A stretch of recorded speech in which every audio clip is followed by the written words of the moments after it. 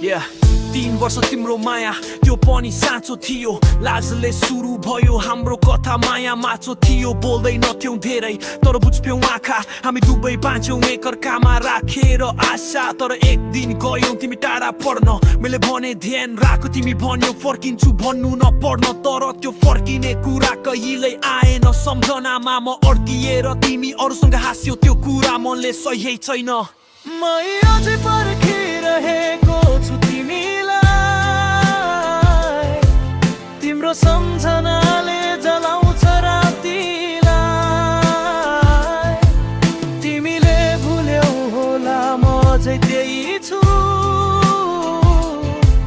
तिम्रो नामले धड्किन्छ मुटु मेरो आज पनि यस्तै छु तिमी भन्थ्यौ ऊ त मेरो बेस्ट फ्रेन्ड मात्र हो तर आज ऊ नै तिम्रो स्टोरी भित्र म्यान राउल हो मैले केही भनिन किनकि म भरोसामा थिएँ तर त्यो भरोसाले नै मलाई बिस्तारै मारेछ म त हाँस्न पनि डराउँथे असोज लस त्यो दिन सम्झनामा जल्छ तिम्रो म्यासेज अब कुरा नगरा त्यो वाक्यले मुटु गल्छ मैले सम्झाए रोए सम्झाए फेरि पनि तर तिमी म भयो अनि म भक्की भित्रै भित्रै बिन्ती गरी पनि म अझै पर्खिरहेको छु तिमीलाई तिम्रो सम्झनाले जलाउँछ रातिलाई तिमी फर्कियौ भने म त्यही छु तर तिमी आएनौ म अझै यही छु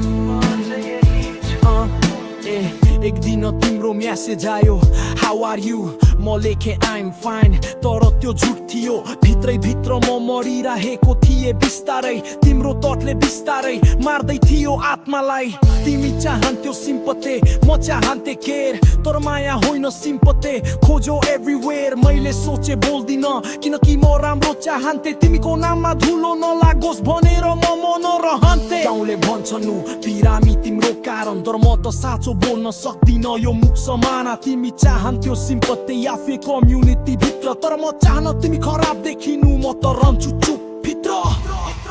म अझै पर्खिरहेको छु तिमीलाई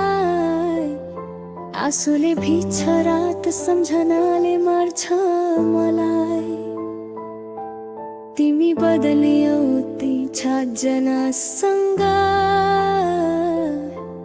तर म अझै तिम्रो नाममा बाँचिरहेको छु आज पनि म बोल्दिन बताउँदिन कसैलाई किनकि साँचो प्रेम मौन हुन्छ र म